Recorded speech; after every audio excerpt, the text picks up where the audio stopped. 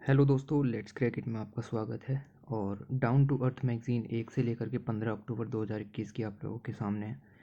और इसका जो बेसिकली आर्टिकल यहाँ पर है, जो मेन कवर थीम है वो केरल के अंदर कोविड-19 थी, लेकिन उससे रिलेटेड जितने भी आर्टिकल हैं वो मैंने स्किप कर दिए हैं, तो उनमें जाने की ज़रूरत नहीं पड़ेगी। बाकी के जो आर्टिकल हैं वो हमारे काम के हैं और उनको हम यहाँ पर डिस्कस करने की कोशिश करते हैं। डाउन टू अर्थ मैगज़ीन जो है वो हिंदी भाषा में प्रकाशित नहीं होती है, इसीलिए ये इंग्लिश में ही यहाँ पर पढ़ाई जा रही है। हिंदी में मैं यहाँ पर बोल करके आपको इसको पढ़ाता हूँ, ठीक है। तो चलिए आगे चलते हैं। ये लाइक, शेयर और ये सब्सक्राइब। पहला जो आर्टिकल यहाँ पर था डाइजेस्ट के अंदर, और इस आर्टिकल के अंदर आपको यहाँ पर नज़र आएगा कि दिल्ली जल बोर्ड ने एक प्रोग्राम लॉन्च किया था। प्रोग्राम का नाम है city of the lake project, ठीक है। तो सिटी के अंदर जितनी भी लेक्स हैं उन सभी को रिवाइव करना है, और रिवाइव करने का मतलब है कि उनके अंदर जो पॉल्यूटेंट हैं उनको यहाँ पर ख़त्म करना है और जो ग्रीनरी है उसको यहाँ पर बढ़ाना है, ठीक है। तो जो 50 वाटर बॉडीज़ नेशनल कैपिटल के अंदर हैं उनको रिजुविनेट करने का काम सिटी ऑफ लेक प्रोजेक्ट के अंदर में यहाँ पर किया जाना है, ठीक है। तो इसके लिए क्या किया गया है कि दिल्ली जल बोर्ड के द्वारा 2000 फ्लोटिंग रैप्टार्स यहाँ पर तैयार किए गए हैं, जो कि संजय वन जो आपका लेक एरिया है वहाँ पर इनको लगाया जाएगा, ठीक है। तो 2000 के करीब जो फ्लोटिंग रैप्टार्स हैं वो यहाँ पर तैयार किए गए हैं। ये क्या हैं कि रिवर के ऊपर आप इस तरीके के जो ये रैप्टार्स हैं उनको लगाएंगे। इन पर आप पॉलीविनाइल क्लोराइड के जो पाइप्स हैं उनकी सहायता से जो ग्रीन पौधे होते हैं, जो ऐसे पौधे हैं जो कि ऑर्गेनिक पॉल्यूटेंट को वाटर से हटा सकते हैं, ऐसे पौधे यहाँ पर लगाए जाएंगे, ठीक है। तो वो पौधे क्या करेंगे, वो वाटर से जो ऑर्गेनिक पॉल्यूटेंट हैं उनको एब्जॉर्ब कर लेंगे, जिससे कि जो वाटर बॉडी है वो बिल्कुल प्योर हो जाएगी, शुद्ध हो जाएगी। उसके अंदर जो ऑक्सीजन की डिमांड है वो वहाँ पर पूरी हो जाएगी, ओके। तो इस तरीके का ये प्रोजेक्ट यहाँ पर देखने के लिए मिलेगा, ओके। तो इससे रेजुविनेट हो जाएगी। और the water utility also plans to install aeration techniques to raise dissolve oxygen level in the water. तो वाटर के अंदर जो ऑक्सीजन डिजोल्व होती है उस लेवल को बढ़ाने के लिए भी ये प्रोजेक्ट आपकी मदद करेगा यहाँ पर, ओके। तो ऐसा सब काम यहाँ पर चल रहा है। उसके बाद coal uptick hurts clean energy goals. अच्छा, क्लीन एनर्जी गोल्स हम यहाँ पर लेकर के चल रहे हैं। इंडिया का अलग है, चाइना का अलग है। 2060 तक कहा है चाइना ने कि कार्बन न्यूट्रलिटी हम यहाँ पर ला देंगे, मतलब कार्बन जितना हम उत्सर्जन करेंगे उतना ही हम यहाँ पर एब्जॉर्ब भी कर लेंगे, यानी कि plus minus equals to zero, ठीक है। कार्बन न्यूट्रलिटी हम यहाँ पर ले आएंगे। न्यूजीलैंड ने अलग गोल्स कहे हैं, लेकिन बहुत सारी जो देश हैं वो ऐसे हैं कि कार्बन जो कोल है, जो कि मेन कंट्रीब्यूटर है आपका ग्लोबल वार्मिंग का और कार्बन डाइऑक्साइड इमिशंस का, उसके प्रोडक्शन को यहाँ पर बढ़ा दिया है। लाइक आप देखें, इंडिया है, चाइना है, न्यूजीलैंड है, इन सभी ने अपने जो प्रोडक्शन है उनको यहाँ पर बढ़ा दिया। साथ ही जो इम्पोर्टेड कोल ये यहाँ पर यूज़ करते थे उसको भी यहाँ पर इन्होंने बढ़ा दिया, इम्पोर्ट भी यहाँ पर बढ़ा दिया है। देखिए, इंडोनेशिया और ऑस्ट्रेलिया दो बहुत ही बड़े एक्सपोर्टर हैं जो कि कोल को एक्सपोर्ट करते हैं, ठीक है। तो इन लोगों ने भी यहाँ पर जो अपनी सप्लाई है उसको बढ़ाया है, अलग अलग देशों को और ज़्यादा ट्रांसफ़र किया जाने लगा है। चाइना ने कहा है कि हम ऑस्ट्रेलिया से यहाँ पर अब कोल नहीं खरीदेंगे अक्टूबर 2020 में, टेंशन्स यहाँ पर हो गई थी इस वजह से। और कहा है कि मंगोलिया और इंडोनेशिया की तरफ हम यहाँ पर ज़्यादा ध्यान देंगे, हम वहाँ से इम्पोर्ट करेंगे, ठीक है। तो आप ये याद रखिए कि मंगोलिया, इंडोनेशिया, ऑस्ट्रेलिया, ये सब कोल के इनके पास अच्छे सारे भंडार यहाँ पर हैं, ठीक है। तो चाइना ने कहा है 2026 2060 तक हम जो है वो कार्बन न्यूट्रल हो जाएंगे, लेकिन ऐसे कोई भी आसार नज़र नहीं आ रहे हैं। इंडिया का भी ऐसा ही है कि यहाँ पर आप देखें कि इंडिया के अंदर भी अभी कोल डिमांड यहाँ पर बहुत तेज़ी से बढ़ी, ओके। और कोल शॉर्टेज भी आ गई, जिसकी वजह से जो प्रोडक्शन है उसको भी यहाँ पर बढ़ाना पड़ा, ठीक है। तो इलेक्ट्रिसिटी प्रोडक्शन के लिए हमें अपना 60% कोल यहाँ पर इंपोर्ट करना पड़ता है, और इसके कारण हमारी जो इंपोर्ट पर डिपेंडेंसी है वो लगातार बढ़ी हुई है, ओके। तो ऐसी सब चीज़ें यहाँ पर चल रही हैं, और this is called policy failure, कि आप जो करने की सोच रहे हो आपसे नहीं हो पा रहा है, आपकी पॉलिसीज़ में कहीं ना कहीं गड़बड़ है, ठीक है। तो इन सब चीज़ों को ध्यान में रखते हुए कोल अपटिक मतलब कोल को इंपोर्ट करना, कोल को ज़्यादा एक्सपोर्ट करना, कोल के प्रोडक्शन को बढ़ाना, इससे हर्ट हो सकते हैं क्लीन एनर्जी के गोल, जी बिल्कुल हर्ट होंगे, ठीक है। ये आपको ध्यान रखना है। फिर wild fire sprue record CO2। देखिए वाइल्ड फायर जो है वो आपकी नेचुरल कॉज इससे भी हो सकती है, लाइक लाइटनिंग वगैरह या रविंग वगैरह, ठीक है, उससे भी हो सकती है, और एंथ्रोपोजेनिक कॉज इसके कारण भी वाइल्ड फायर यहाँ पर हो सकती हैं। नॉर्थ अमेरिका और रसिया ये दोनों विटनेस रहे हैं कि यहाँ पर वाइल्ड फायर काफ़ी भारी मात्रा में लगती हैं, और इसकी वजह से जो है वो CO2 काफ़ी भारी मात्रा में एनवायरनमेंट में यहाँ पर जाता है। तो यही आर्टिकल के अंदर डिस्कस किया गया, कोई बड़ी चीज़ नहीं थी कि भाई यहाँ पर हम इस चीज़ को देखें, ठीक है। बाकी हीट वेव्स वगैरह यहाँ पर चली रही हैं जिसकी वजह से हीट डोम वगैरह क्रिएट हो जाते हैं। ओके, तो ये बस आप यहाँ पर कुछ खास नहीं था, इसीलिए ये आर्टिकल इतना ही। दूसरा स्पेस का आर्टिकल यहाँ पर था, मून मार्स ब्रूज्ड पार्ट। कहने का मतलब ये है कि पूरा आर्टिकल हमारे किसी भी काम का नहीं था, और यहाँ पर एक टर्म दी गई थी डेट इज़ अरेबिया टेरा। तो ऐसे पूछा जा सकता है कि अभी अभी अरेबिया टेरा न्यूज़ के अंदर थी, या फिर आप इससे क्या समझते हैं। ओके, तो अरेबिया टेरा, ठीक है, ये एक लार्ज अपलैंड रीजन है, एक प्लेटू टाइप रीजन है, ठीक है।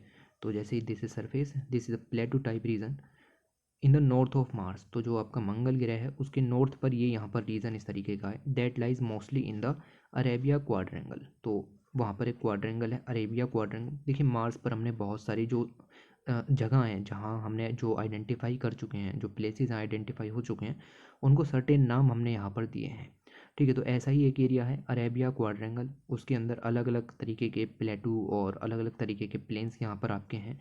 उनमें से ही एक जो आपका अपलैंड रीजन है उसका नाम है अरेबिया टेरा, ठीक है। तो इतना आप यहाँ से याद रखने की कोशिश करो, बाकी नहीं। फिर बिट्स ग्लोबल, ग्लोबल लेवल पर क्या चल रहा है, तो वही कार्बन डाइऑक्साइड उसको रिमूव करना है।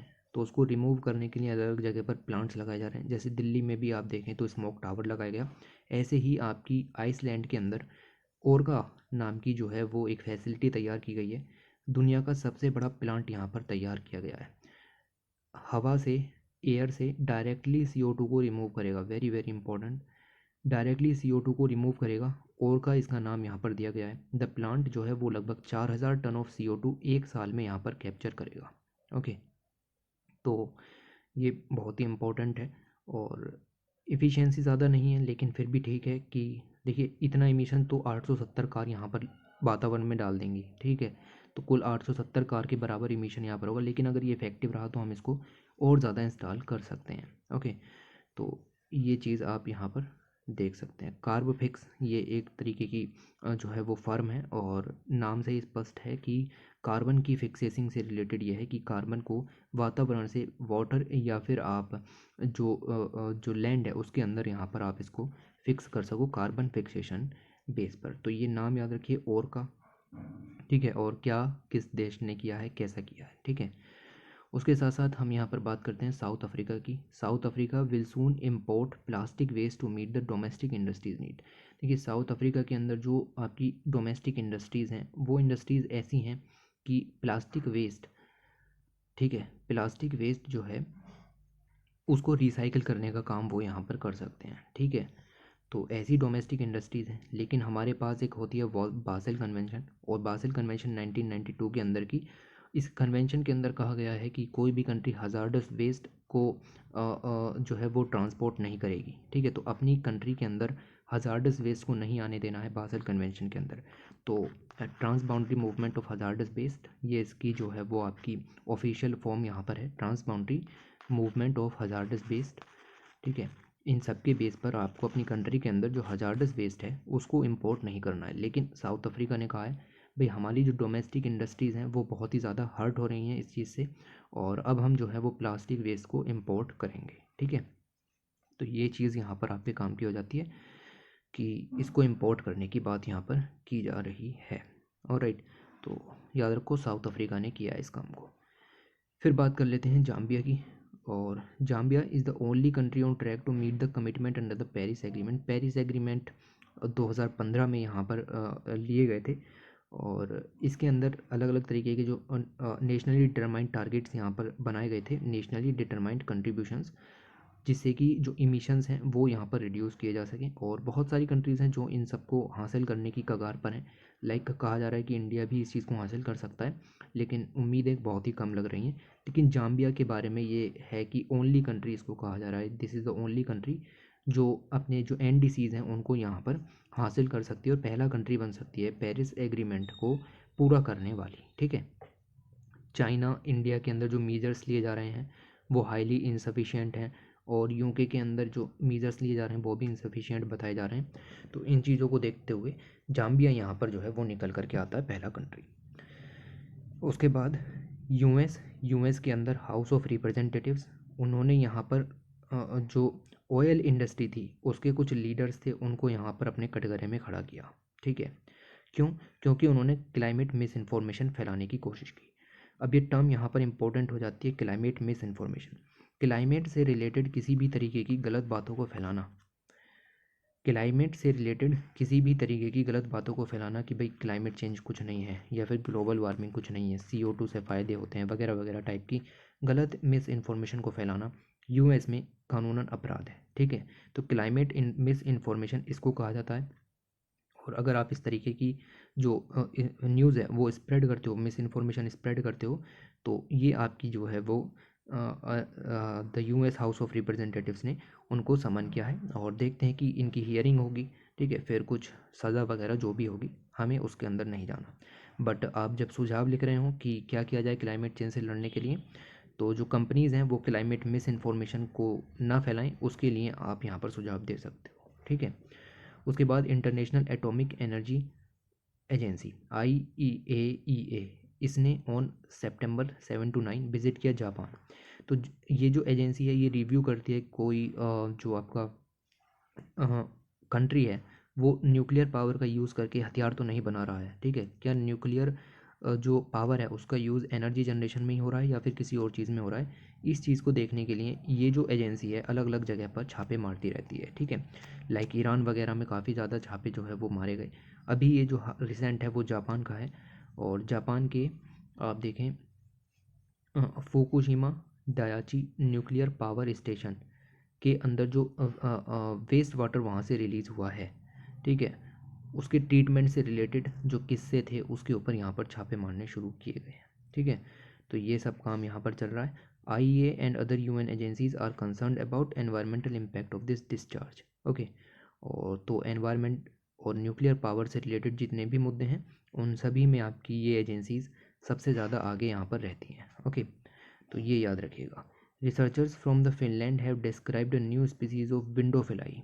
ओके, तो फिनलैंड के रिसर्चर्स ने विंडोफिलाई की एक स्पीसीज़ को यहाँ पर जो है वो कह सकते हैं कि डिस्क्राइब किया है, और इन्होंने कहा है कि विंडोफिलाइज की जो है वो लगभग 420 के करीब स्पीसीज़ यहाँ पर पाई जाती हैं और दे कैन बी बेनिफिशियल। तो ये हार्मफुल नहीं है, याद रखो, ये बेनिफिशियल है।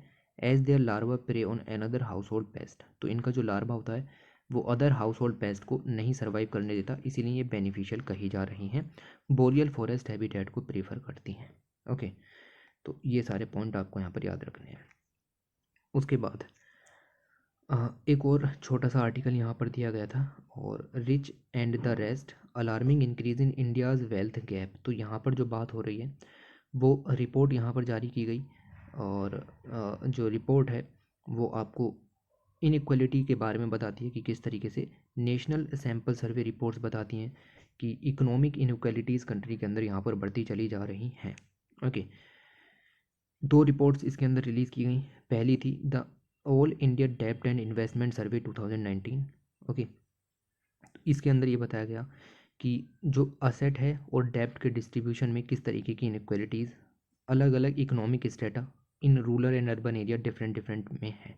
ठीक है, तो रूरल एरिया अर्बन एरिया के भी डिफरेंट डिफरेंट इकोनॉमिक स्टेटा के अंदर, यानी हाई इनकम लो इनकम और पुअर पीपल के बीच में असेट और डेब्ट की डिस्ट्रीब्यूशन को लेकर के डिस्पैरिटी किस तरीके से है, ये बात इस रिपोर्ट के अंदर बताई गई। ठीक है, दूसरी रिपोर्ट थी situation assessment of agriculture house hold and land and live stock holding in rural India 2019।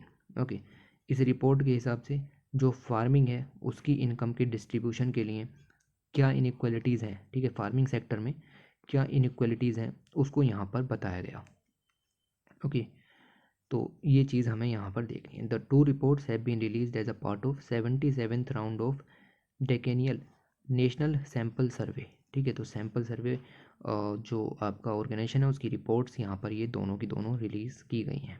Okay, in reports ने यूज़ किया गिनी इंडेक्स को, और गिनी इंडेक्स जो है वो इकोनॉमी की एक टर्म है, ठीक है, एक स्टेटिकल मीज़र है ऑफ डिस्ट्रीब्यूशन ऑफ इनकम और wealth that range score from the zero for perfect equality, ठीक है। तो गिनी इंडेक्स के अंदर बेसिकली यूज़ किया जाता है कि अगर आपका जो स्कोर है वो ज़ीरो है तो परफेक्ट इक्वलिटी है, मतलब जो इनकम है वो हर एक इंसान को समान मिल रही है, इनकम इनइक्वलिटीज़ नहीं है, ठीक है। और दूसरी तरफ अगर ये स्कोर 1 आ जाता है तो इसका मतलब है कि परफेक्ट इनइक्वालिटी देखने के लिए मिलेगी, मतलब लोगों के बीच में जो इनकम इनइक्वालिटी है वो बढ़ रही है। 1 आने का मतलब ये है कि बहुत ज़्यादा इनइक्वालिटी है, ठीक है। तो इंडिया का सिनेरियो देखें, अर्बन एरिया के अंदर 0.6 है। अब ये 0.6 का क्या मतलब है, देखिए ये अगर स्केल है, ठीक है, यहाँ आपका 0 आएगा, यहाँ 1 आएगा, यहाँ पर 0.5 आएगा, 0.6 का मतलब है ये, ठीक है। तो अर्बन एरिया के अंदर जो इकोनॉमिक इनइक्वालिटी है तो आप देखें कि एक की तरफ को ज़्यादा है, ठीक है, एक की तरफ को ज़्यादा है, इसका मतलब है कि इंडिया के अंदर इकोनॉमिक इनइक्वालिटी है, ठीक है। और अर्बन एरिया में ज़्यादा है, रूरल एरिया में कम है, क्योंकि रूरल एरिया की जो इंडेक्स है वो 0.61 है और अर्बन एरिया की 0.67 है, ठीक है। ये काफ़ी ज़्यादा इंपॉर्टेंट है। The richest 10% households in urban India possess an average asset worth 1.5 crore, ठीक है। तो जो ये कुछ डाटा यहाँ पर है, जैसे ऑक्सफोर्ड की रिपोर्ट्स आती हैं, ऑक्सफैम की, ठीक है, ऐसे ही रिपोर्ट्स ये यहाँ पर इस तरीके की हैं कि जो टॉप 10% हाउस होल्ड हैं अर्बन एरिया के अंदर रिचेस्ट, उनके पास अगर हम एनुअल उनकी वो एवरेज असेट निकालें तो 1.5 करोड़ की आएगी, ठीक है। और राइट, तो और अगर हम उससे नीचे आ जाएं, मैंने बताया कि इकोनॉमिक जो आपका क्राइटेरिया है, इनइक्वालिटी है, वो अलग अलग इस डेटा में यहाँ पर मापी जाती है। ऊपर के रिचेस्ट, फिर बीच के मिडिल इनकम, फिर नीचे के पुअर आ गए, ठीक है। तो रिचेस्ट की जो एवरेज है वो आपकी 1.7 करोड़ है, मिडिल वालों की 7.6 लाख है, और जो पुअर है उनकी 2000 है कुल, ठीक है। तो ये बहुत ही जो है वो ख़राब कंडीशन है, थोड़ा सा डाटा यहाँ पर याद रखने की कोशिश कीजिएगा। सच हाई इनइक्वालिटी, मैंने बताया कि इनकम इनइक्वालिटी पाई जा रही है, इकोनॉमिक इनइक्वालिटी मिल रही है इंडिया के अंदर, ठीक है। तो ये इनइक्वालिटी यहाँ पर क्या दिखाती है, ये दिखाती है कि governments policies are gear towards rich investors, कि जो गवर्नमेंट की पॉलिसीज़ हैं वो मदद कर रही हैं इन्वेस्टर्स की, मल्टीनेशनल कंपनीज़ की, कॉमन लोगों की कोई मदद नहीं की जा रही, तभी तो उनकी जो एवरेज इनकम है वो 2000 रुपये बस, ठीक है। तो इन सब चीज़ों की वजह से आपकी जो प्रॉब्लम्स यहाँ पर आ जाती हैं। Out of primary impact of such inequal asset distribution is that while the rich takes loans to the building asset. अब ये जो आपकी इनकम इनइक्वालिटी यहाँ पर आई और असेट डिस्ट्रीब्यूशन में इतनी ज़्यादा जो दिक्कतें देखने के लिए मिली, इतनी ज़्यादा इनइक्वालिटीज़ हैं, उसके पीछे के जो रीज़न है वो ये हैं कि रिच जो है वो डेप्ट लेता है या लोन लेता है फॉर कैपिटल एक्सपेंडिचर, और जो पुअर है वो रिवेन्यू एक्सपेंडिचर के लिए लोन लेता है, ठीक है। अभी कैपिटल एक्सपेंडिचर यहाँ पर तैयार होगा तो उससे इनकम आनी शुरू होगी और रिच जो है वो रीपे भी कर सकता है, लेकिन जो रिवेन्यू एक्सपेंडिचर है वो अपने सर्वाइवल के लिए यूज़ किया गया है, उससे कोई इनकम नहीं होने वाली, जिसकी वजह से रीपेमेंट में भी दिक्कत आती है, ओके। तो इस वजह से आपकी जो इनकम इनइक्वालिटीज़ हैं वो यहाँ पर बढ़ रही हैं और असेट और डेप्ट इक्वलिटीज़ भी यहाँ पर बढ़ रही हैं, ओके। तो ये सब पॉइंट आप यहाँ पर याद रखोगे। दिस डिस्पैरिटी जो यहाँ पर बनी या इक्वलिटी इनइक्वालिटी जो यहाँ पर बनी also means that the poor often spend their lifes repaying loans. गरीब क्या है कि अपनी पूरी ज़िंदगी लोन्स को वापस करने में ही गुजार देते हैं, which eats into the bulk of their disposable income, जिससे उनकी इनकम जो है वो उनका जो सोर्स है वो भी एक एक कह सकते हैं कि एक जैसा नहीं रह पाता, and result in the reduced asset, फिर वो असेट्स को बेचना शुरू करता है लाइक हाउस वगैरह या कार वगैरह, ठीक है। तो उसकी असेट्स में कमी आने लगती है, जिसकी वजह से असेट इनइक्वालिटी यहाँ पर क्रिएट हो जाती है, ठीक है। तो किस तरीके से इनकम इनइक्वालिटी या जो आपकी इकोनॉमिक इनइक्वालिटी, किस तरीके से आपकी जो असेट इक्वलिटी या डेप्ट इक्वलिटी यहाँ पर आती है और किस तरीके से आपकी यहाँ पर असेट इक्वलिटी उससे जनरेट होती है, इन चीज़ों को यहाँ पर डिस्कस किया गया था, ठीक है। तो ये सब भी डाटा ही है, ठीक है, इसको पढ़ने की ज़रूरत नहीं है, ओके। बस थोड़ा सा यहाँ पर आपको इस वाले डाटा को देखना है, ओके। ये वाला सारा डाटा आप याद रखोगे। द पुअरेस्ट अर्बन पॉपुलेशन की अगर हम बात करें, पुअरेस्ट अर्बन पॉपुलेशन जिनकी इनकम मैंने आपको बताई कि 2000 रुपये ही है एवरेज इनकम, ठीक है, has loans that are over 5 times their total assets. वो जो लोन लेते हैं वो अपनी टोटल असेट का 5 गुना तक लोन लेते हैं, जिसकी वजह से वो डेब्ट ट्रैप में फंस जाते हैं और बाद में उनकी जो असेट्स हैं वो उनकी कम हो जाती हैं, या फिर जो गिरवी है असेट्स वो यहाँ पर रखनी पड़ती हैं। असेट लॉस और असेट इनइक्वालिटी यहाँ पर बढ़ जाती है। ठीक है, थोड़ा सा कंसेप्चुअल था, ठीक है, बट ठीक है, ये आपको समझ में जाना चाहिए था। उसके बाद of foods and the livelihood. Okay, इस आर्टिकल के अंदर क्या चीज़ें डिस्कस की गई हैं, और तो इस आर्टिकल के अंदर कहा गया है the UN food system summit यहाँ पर हुई, और ये जो समिट है वो 23 सितंबर को यहाँ पर हुई। इसका जो एम था वो ये एम था कि किस तरीके से पूरी विश्व के अंदर फूड का प्रोडक्शन किया जा रहा है और किस तरीके से उसका कंजम्पशन किया जा रहा है वो गलत है। ठीक है, किस तरीके से फूड का प्रोडक्शन किया जा रहा है, किस तरीके से फूड का कंजम्पशन किया जा रहा है वो गलत है, हमें इनको चेंज करने की ज़रूरत है। ठीक है, तो अगर हम बात करें United nation food system summits की, तो इसका जो एम था वो ये था कि नए एक्शंस लिए जाएं, ट्रांसफॉर्म किया जाए हमारे तरीक़ों को, जिससे कि दुनिया प्रोड्यूस करती है और कंज्यूम करती है फूड को। जिस तरीके से हम फूड को उगाते हैं, फूड को कंज्यूम करते हैं, वो तरीके गलत हैं। हमें नए तरीक़ों की ज़रूरत है अगर हमें सस्टेनेबल डेवलपमेंट्स को हासिल करना है। ठीक है, तो ये बहुत ही इम्पोर्टेंट है। ठीक है, आपसे आ सकता है कि जो आपकी फूड सिस्टम्स हैं उसके रिगार्डिंग काफ़ी ज़्यादा एक्शंस रिसेंटली लिए गए, तो आप क्या समझते हैं इन चीज़ों से, आपको बताना है। ठीक है, तो आप इस समिट को यहाँ पर लॉन्च कर सकते हो और इस समिट के बेस पर आप बता सकते हो कि किस तरीके से चीज़ें आगे बढ़ेंगी। ओके, कुल मिलाकर की बात यह है कि दुनिया में किस तरीके से जो प्रोड्यूस हैं वो उत्पन्न होते हैं, कंज्यूम होते हैं, वो गलत तरीके से होते हैं, उससे सस्टेनेबल वे नहीं हासिल किए जा सकते। हमें नए एक्शंस की ज़रूरत है, हमें अपने तरीक़ों को बदलने की ज़रूरत है। इस समिट का एम था कि इंश्योर करना है access to safe and nutritious food सभी को अवेलेबल हो। इस तरीके से हमें फूड को प्रोड्यूस करना है, इस तरीके से फूड को कंज्यूम करना है। Shift to sustainable consumption patterns, ऐसे पैटर्न्स यहाँ पर हमें यूज़ करने हैं कंजम्पशन के, ठीक है, उपभोग के। ऐसे पैटर्न्स हमें यूज़ करने हैं जो सस्टेनेबल हों, जो आने वाली जनरेशन की नीड को हर्ट ना करते हों। ठीक है, बूस्ट करना है natural positive production, artificial production को कम से कम रखना है, नेचुरल तरीके से प्रोडक्शन को बढ़ाना है। साथ ही लाइवलीहुड जो है वो भी आपको प्रोवाइड करनी है। Building resilience to vulnerability shocks and stress, तो अलग अलग जो क्लाइमेट स्ट्रेस, वेदरिंग शॉक्स और वल्नरेबिलिटीज़ आपके सामने यहाँ पर आएंगी। इस तरीके के जो प्रोडक्शन सिस्टम हमें यहाँ पर अपनाना है कि इन चीज़ों का असर ना हो प्रोडक्शन सिस्टम पर। ठीक है, तो इन सभी को देखते हुए ये यहाँ पर जो मीटिंग यहाँ पर कंडक्ट की गई। उसके अलावा एक और समिट यहाँ पर हुई, जापान के अंदर यहाँ पर होगी। ओके, और ये समिट जो है वो होस्ट की जाएगी जापान के द्वारा। समिट का नाम है न्यूट्रिशन फॉर ग्रोथ समिट। ठीक है, तो सेम जो मकसद है वो ही इसका यहाँ पर होगा। ये फोकस करेगी on improving nutrition with in global food systems, तो किस तरीके से प्रोडक्शन किया जाता है, किस तरीके से कंजम्पशन किया जाता है, उसके अंदर न्यूट्रिशन को किस तरीके से बढ़ावा दिया जाए, इस चीज़ के ऊपर ये समिट होगी। Nutrition for growth summit Japan के अंदर ये समिट यहाँ पर होगी। ठीक है, the UN food summits this year provide the context in these events to take up the. Okay, तो ये जो समिट यहाँ पर हुई है फूड सिस्टम समिट, इसी की वजह से पूरी दुनिया के अंदर फूड सिस्टम्स को लेकर के अलग अलग तरीके की समिट्स यहाँ पर हो रही हैं, लाइक जैसे कि जापान के अंदर न्यूट्रिशन फॉर ग्रोथ समिट यहाँ पर चल रही है।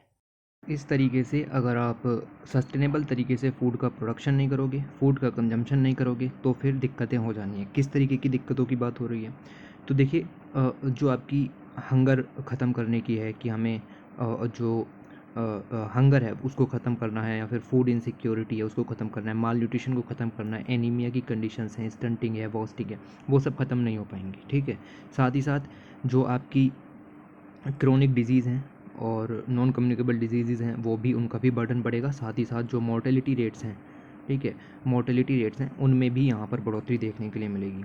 तो कुल मिलाकर के अगर हम देखें माइक्रोन्यूट्रिएंट डिफिशियंसी आ जाएगी। साथ ही साथ जो अर्थ है उसके ऊपर भी यहाँ पर आपका जो प्लेनेट की हेल्थ है वो उस पर भी यहाँ पे काफ़ी ज़्यादा असर देखने के लिए मिलेगा। तो इन सब को देखते हुए लिविंग प्लेनेट रिपोर्ट 2020 ने भी कुछ बात कही थी। ये रिपोर्ट जो है वो world wide fund for nature के द्वारा रिलीज़ की गई, जो कि एक Switzerland based international non profit आपकी जो जो है वो ऑर्गेनाइजेशन है।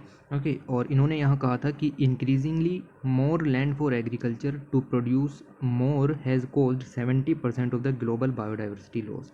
तो हम ज़्यादा उगाने के चक्कर में जो एग्रीकल्चर लैंड में तब्दील कर दे रहे हैं उससे बायोडाइवर्सिटी को काफ़ी ज़्यादा नुकसान हो रहा है। And 50% of all tree cover वो भी यहाँ पर धीरे धीरे ख़त्म हो रहा है। ठीक है, तो ये रिपोर्ट कि कौन जारी करता है कई बार पूछा जा चुका है, आगे भी पूछा जाएगा। ठीक है, और इसी के साथ साथ यहाँ पर ये भी लिखा है कि जिस तरीके से हम एग्रीकल्चर करते हैं, फूड का प्रोडक्शन करते हैं, फूड प्रोड्यूस जो हम यहाँ पर करते हैं उससे 25% of anthropogenic green house gases के इमिशन भी यहाँ पर हो रहे हैं। ओके, तो जो हम इस समय में आपका फूड सिस्टम अपना रहे हैं वो ना तो एनवायरनमेंट के लिए सही है, ना ही जो ह्यूमन है उनकी हेल्थ के लिए सही है। इसीलिए आप जो है इनको चेंज करने की काफ़ी ज़्यादा ज़रूरत है। Our food systems were never reviewed before like this. हाँ, अभी इससे पहले कभी आपने इस तरीके के आर्टिकल्स भी नहीं पढ़े होंगे फूड सिस्टम के ऊपर, तो इससे पहले इन चीज़ों के ऊपर बात ही नहीं होती थी। Their disruptive outcomes, there is an urgency to look back as the food systems are being attributed to deteriorating health of the planet and the people. तो पीपल हो और प्लेनेट हो, दोनों की हेल्थ पर यहाँ पर भारी संकट जो है वो आपका फूड सिस्टम की वजह से गहराया हुआ है। ओके, तो इतना आपको यहाँ से याद रखना था। The report has three conclusions that make the food systems so detrimental to the planets and the people, and also fails to achieve the objectives to making healthy food available to the adequately. कहने का मतलब ये है कि तीन कौन से outcomes यहाँ पर निकल के आए। पहला, most of the support is targeted at a few commodities and does not benefit all farmers. तो फूड कौन प्रोड्यूस करता है? फार्मर्स प्रोड्यूस करेंगे। ठीक है, तो उन अगर हम देखें जो सपोर्ट गवर्नमेंट्स प्रोवाइड कर रही हैं वो सिर्फ और सिर्फ कुछ ही कमोडिटीज़ के लिए हैं और फार्मर्स को उससे ज़्यादा बेनिफिट नहीं हो रहा।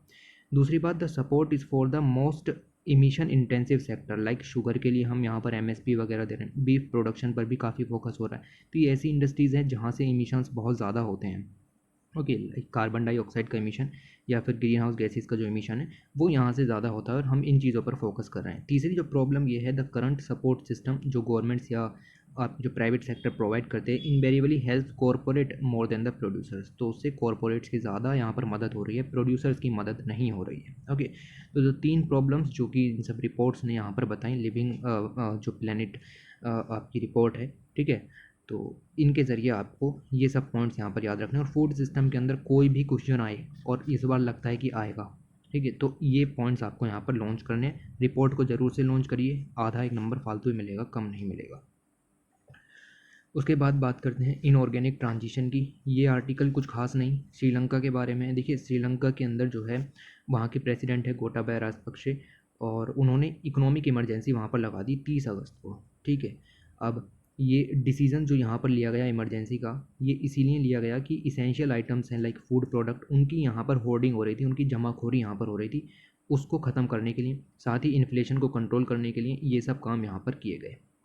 ओके, सीन्स द कंट्री के अंदर फूड आइटम्स की शॉर्टेज हो गई, प्राइस जो है वो तेज़ी से बढ़ने लगे, तो श्रीलंका ने जो है यहाँ पर आपकी इकोनॉमिक इमरजेंसी लगा दी। अब जो वहाँ की मीडिया है, मीडिया का कहना ये है कि ये जो इमरजेंसी यहाँ पर लगाई गई है ये इमरजेंसी इस वजह से आई है क्योंकि सरकार ने ऑर्गेनिक फार्मिंग का जो है वो लक्ष्य दिया है। देखिए, हुआ क्या कि अप्रैल के महीने में श्रीलंका की सरकार ने कहा कि अब हम ऑर्गेनिक फार्मिंग करेंगे। देखिए, ऑर्गेनिक फार्मिंग में प्रोडक्शन जो है वो कम होता है, हालांकि जो कुछ उगता है वो हेल्दी होता है। ठीक है, प्रोडक्शन कम होता है लेकिन हेल्दी होता है।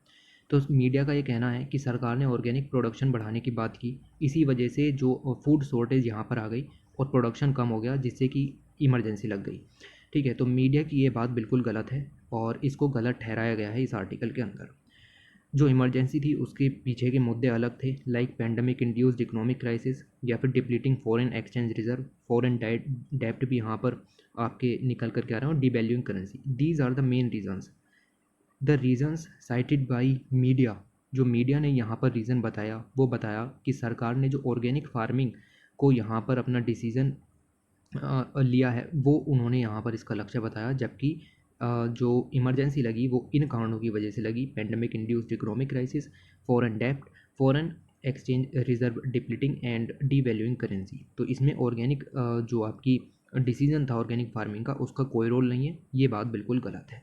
तो media have linked the food shortage और इकोनॉमिक क्राइसिस और सरकार के इस डिसीजन से इस चीज़ को लिंक कर दिया, जो कि बिल्कुल गलत है। ठीक है, हमें सिर्फ इतना यहाँ पर समझना है। ओके, तो अब आपको ये भी पता होना चाहिए कि श्रीलंका पहला कंट्री बनने की कोशिश कर रहा है कि ऑर्गेनिक फार्मिंग को यहाँ पर बढ़ावा दिया जाए अपने देश के अंदर। ठीक है, पहला कंट्री जो कि फुल्ली ऑर्गेनिक होना चाहता है। ओके, तो इसलिए केमिकल फर्टिलाइज़र वगैरह यहाँ पर सब बंद कर दिए गए हैं। लेकिन मीडिया कह रही है कि ऑर्गेनिक फार्मिंग का जो डिसीजन था उसकी वजह से इकोनॉमिक इमरजेंसी लगी है। सभी का कहना है ये बात गलत है। क्यों? इसके पीछे के कुछ रीजंस भी बताए गए। लाइक उन्होंने बताया कि डिसीजन अप्रैल में लिया गया, अप्रैल 27 को डिसीजन लिया गया, तो अप्रैल के बाद आपका मई, जून, जुलाई, अगस्त, सितंबर, ठीक है, तो लगभग 3 या 4 महीनों में ऑर्गेनिक फार्मिंग का इम्पैक्ट इतनी जल्दी नहीं देखने के लिए मिलेगा। और तो और किसानों ने केमिकल फर्टिलाइज़र्स का यूज़ किया और उन्होंने ऑर्गेनिक फार्मिंग नहीं की है पिछले 3-4 महीनों में। क्यों? क्योंकि अभी तो डिसीजन लिया गया है, अभी से ही इम्पैक्ट यहाँ पर देखने के लिए नहीं मिलेगा। इसीलिए ऑर्गेनिक फार्मिंग की वजह से जो आपकी इकोनॉमिक इमरजेंसी है वो नहीं लगी है। उसके पीछे के रीजंस ये वाले हैं। ठीक है, तो ये सब बातें यहाँ पर डिस्कस हो रही हैं, थोड़ा सा देखते हैं। फिर केरला पैराडॉक्स, केरला के अंदर किस तरीके से वायरस स्प्रेड हो रहा है, इग्नोर मारते हैं, आगे चलते हैं। लगभग 15 के करीब पेज यहाँ पर दिए गए थे। ठीक है, इग्नोर। उसके बाद फैक्ट शीट दी गई थी और मास माइग्रेशन के बारे में बताया गया था। कहने का मतलब ये है कि धीरे धीरे जो पानी है उसकी कमी होने लगेगी। This word is called water scarcity. और जब पानी की कमी होती है तो लोग पानी की तलाश में दूसरी जगह पर जाएंगे। This is called water migration. ठीक है, तो ये चीज़ें यहाँ पर दिखाई गई हैं कि वाटर स्केर्सिटी ये मेन कोज हो सकती है मास इंटरनल माइग्रेशन का अक्रॉस द वर्ल्ड। दुनिया भर में लोग इधर उधर घूमेंगे, माइग्रेट करेंगे due to the water scarcity. और ऐसा देखने के लिए मिलेगा ईस्ट अफ्रीका के अंदर भी हमें ये चीज़ें देखने के लिए मिलेंगी, और पहले भी देखने के लिए मिली हैं। लगभग 4000 साल पहले ये सब काम हुए हैं। ओके, बट वो किसी और वजह से हुए और अब किसी और वजह से होंगे। ओके, और इसका जो सबसे ज़्यादा इम्पैक्ट पड़ेगा वो गरीब लोगों पर पड़ेगा और उन पर पड़ेगा जिनके पास स्किल बिल्कुल भी नहीं है। ठीक है, how water access influence migration. Availability of water has always been a single biggest driver for migration. देखिए, एक जगह पर पानी नहीं है, दूसरी जगह पर पानी की भंडार है, तो लोग इधर से इधर को जाएंगे। ठीक है, दिस इज कॉल्ड माइग्रेशन। एक रिपोर्ट बाय वर्ल्ड बैंक जो कि अगस्त 2021 में रिलीज़ की गई, उन्होंने इंटरनल माइग्रेशन पर लार्जेस्ट डाटा प्रोड्यूस किया 1960 से लेकर के 2015 का। और इन्होंने ये बताया कि absence of water has a greater impact on migration. Water ना होना माइग्रेशन का सबसे बड़ा कारण है। Okay, in fact situations like drought result in 5 times as much as migration as excess conditions like flood. Okay, तो देखिए कभी ऐसा होता है कि फ्लड आया, ठीक है, फ्लड आया तो वाटर भरपूर मात्रा में होगा। ठीक है, दूसरी तरफ ड्रॉट्स आ सकते हैं, उसमें वाटर यहाँ पर ख़त्म हो गया, तो फ्लड्स लाइक कंडीशन होंगी तब भी माइग्रेशन होगा, ड्रॉट लाइक कंडीशन होंगी तब भी माइग्रेशन होगा। लेकिन फ्लड लाइक कंडीशन से माइग्रेशन उतना ज़्यादा नहीं होता जितना ड्रॉट लाइक कंडीशन से होता है। This line is written here. Okay, और इन्होंने साफ साफ लिखा है कि ड्रॉट रिजल्ट इन 5 टाइम्स, 5 गुना ज़्यादा माइग्रेशन होता है due to the drought condition compare to the flood condition. ठीक है, उसके बाद ये सब दिखाया गया है कि सम 33 countries across the world including most in the south and central Asia, इनके अंदर वाटर जो स्ट्रेस है वो 2040 तक बढ़ जाएगा। इंडिया इसके अंदर इंक्लूडेड है। जी हाँ, बिल्कुल है। ठीक है, तो इंडिया में वाटर स्ट्रेस यहाँ पर बढ़ रहा है। हालांकि जल जीवन मिशन वगैरह लॉन्च किए हैं तो वो पॉजिटिव साइड हो गई, ये सब निगेटिव साइड यहाँ पर हो जाती हैं। What is the extent of migration due to the water scarcity. Water scarcity के कारण कितना माइग्रेशन हो सकता है, तो कहा जा रहा है कि वाटर अगर कम हुआ, डेफिसिट हुआ, तो 10% राइज इन इंटरनल माइग्रेशन देखने के लिए मिल सकता है। Not so greatly important point, ठीक है, बट कभी कभी पेपर में लिखने के लिए यूज़फुल हो सकते हैं। Okay, where are these water migrants more likely to shift. ये कहाँ पर जाएंगे? अराउंड 30%। देखिए, अर्बन एरिया में सरकार काफ़ी कुछ करती है वाटर को प्रोवाइड कराने के लिए। ठीक है, रूरल एरियाज़ में सरकार इतना ज़्यादा कुछ नहीं करती है, वहाँ पर जो वेल वगैरह होते हैं वो पहले से मौजूद हैं, और जब वाटर स्केर्सिटी होगी तो वेल वगैरह भी सूख जाएंगे। तो लोग जो हैं वो अर्बन से रूरल की तरफ को ट्रांसफॉर्म होंगे, माइग्रेट करेंगे। ठीक है, अब अर्बन एरिया में जाके ऐसा तो है नहीं कि बिल्डिंग में रहेंगे, कहाँ रहेंगे? वो स्लम्स में रहेंगे। Around 30% of the global urban resident stay in slums. तो लोग जाएंगे due to the rapid development, these cities expand faster than services can expand up. इसीलिए आपके जो आप देखें स्लम्स यहाँ पर बन करके आते हैं और वहाँ पर आपके टैंकर के ज़रिए पानी पहुँचाया जाता है। ठीक है, तो ये कंडीशंस भी आपको देखने के लिए मिलेंगी। What are the impact of distress migration. What are the impacts of distress migration. तो और कुल मिलाकर के अगर हम देखें, जो भी लोग हैं जो माइग्रेंट करेंगे due to the lower rainfall और फ्रिक्वेंट ड्रॉट्स, ठीक है, उनके अंदर एजुकेशनल लेवल्स कम होंगे, उनके अंदर स्किल्स भी नहीं होंगी। इसका मतलब है कि उनको जो वेजेस मिलेंगे वो कम मिलेंगे जहाँ पर भी वो वर्क करेंगे, और वो उनकी जो बेसिक सर्विसेज है वो भी पूरी नहीं हो पाएंगी, ठीक है। और इन सब के कारण जो प्रॉब्लम आएगी उसमें demand for water in 2050 will be 80% then higher. तो 80% ज़्यादा डिमांड वाटर की यहाँ पर बढ़ने वाली है 2050 तक। इन सब समस्याओं को आप पेपर के अंदर लिख सकते हो। वाटर स्ट्रेस, वाटर स्केर्सिटी के ऊपर कोई भी आर्टिकल आता है, कुछ पॉइंट्स निकल जाते हैं।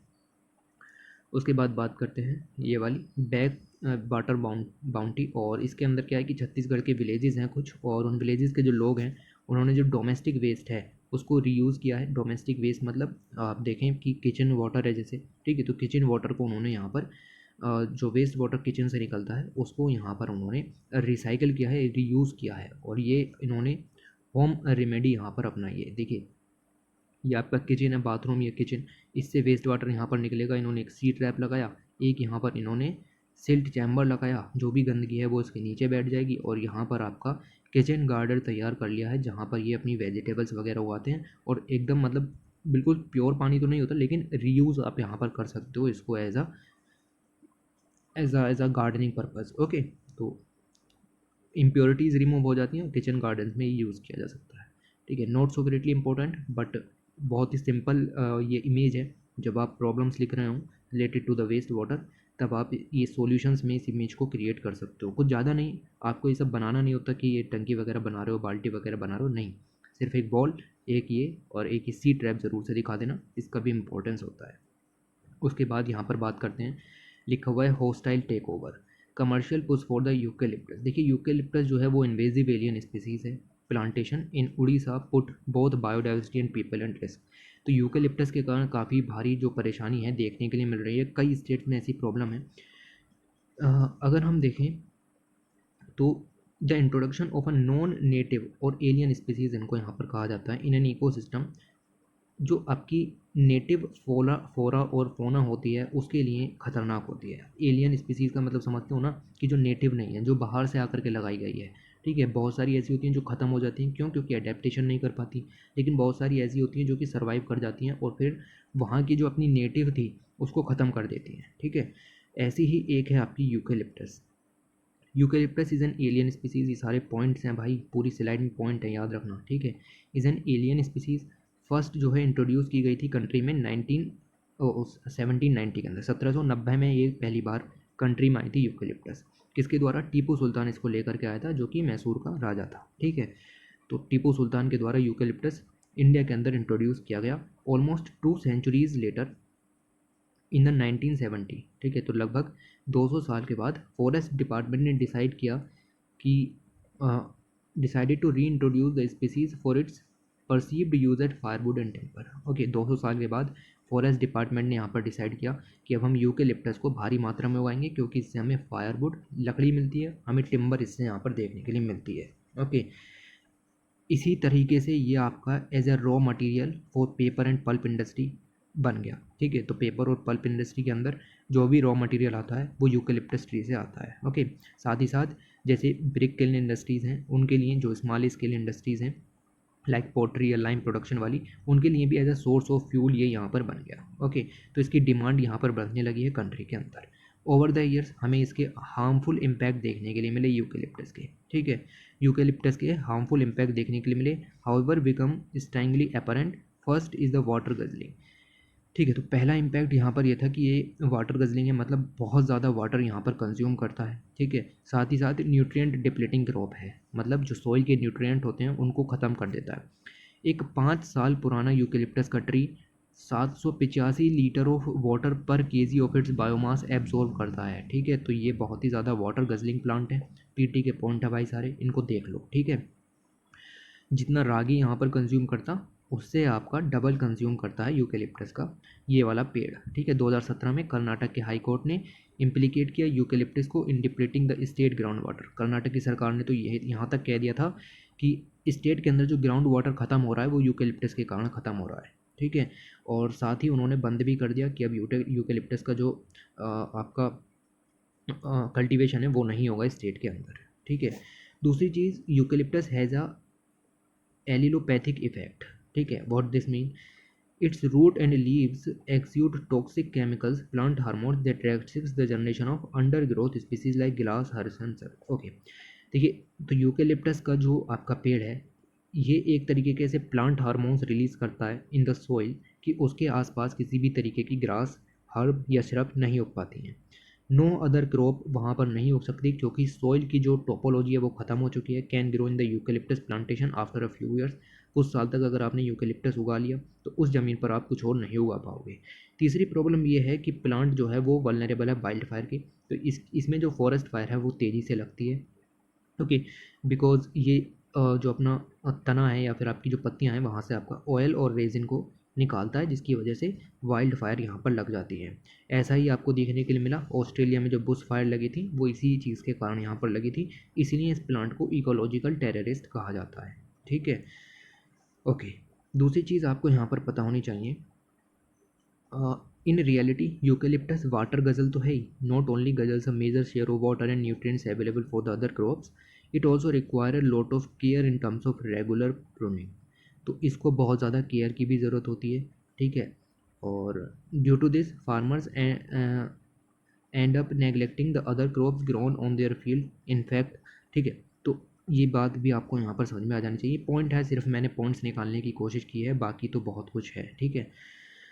तो यूकेलिप्टस के लिए बहुत ही ज़्यादा जो आपकी रेगुलर केयर की ज़रूरत होती है, इसी वजह से फार्मर्स जो और क्रॉप्स हैं उन पर ध्यान नहीं दे पाते और उधर की क्रॉप भी ख़त्म हो जाती है और यूकेलिप्टस आपका सर्वाइव करता है। Eucalyptus threatens food availability and sovereignty in southern and western Orissa. Okay, it promotion will hasten the loss of millets, pulse and oil seeds. इसी के कारण आपका जो मिलेट है, पल्सेस हैं, ऑयल सीड हैं, उनकी भी जो प्रोडक्शन है वो कम हो गया है, बिकॉज जो आपका ध्यान है, जो केयर है, वो ज़्यादा यूकेलिप्टस की तरफ को दिया जाता है। ओके, तो कुल मिला के हमें यूकेलिप्टस का जो प्रोडक्शन है उसको यहाँ पर रोकना पड़ेगा और प्रोडक्शन को रोक करके हमें यहाँ पर अल्टरनेटिव्स उगाने पड़ेंगे लाइक बैम्बू, ठीक है। Bamboo is one such option, it is adaptive to many soil types, इसको उगा सकते हो, ओके।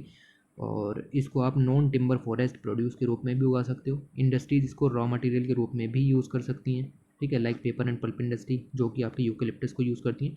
बट यूकेलिप्टस के साथ मैंने आपको 3 प्रॉब्लम्स गिना दी, ये रही तीसरी, ये रही दूसरी और एक पहली भी गिनाई, ठीक है। तो यूकेलिप्टस को आपको बंद करना पड़ेगा, आपको यहाँ पर बैम्बू की तरफ को ध्यान देना है, ठीक है। तो ये आर्टिकल इतना आपको बताने की कोशिश कर रहा था, ठीक है। तो ये होस्टाइल टेक ओवर है, यानी कि आपका जो यूकेलिप्टस के ट्रीज़ हैं उन्होंने टेक ओवर कर लिया है आपके जो जगह हैं, जो आपके खेत हैं उस जगह को, ठीक है। तो इस तरीके से आप यहाँ पर देख सकते हो कि और किसी प्लांट की ग्रोथ भी यहाँ पर नहीं हो पाती because of eucalyptus plantation. Okay, तो इसी के साथ आपका ये जो मैगज़ीन है वो ख़त्म हो चुकी है।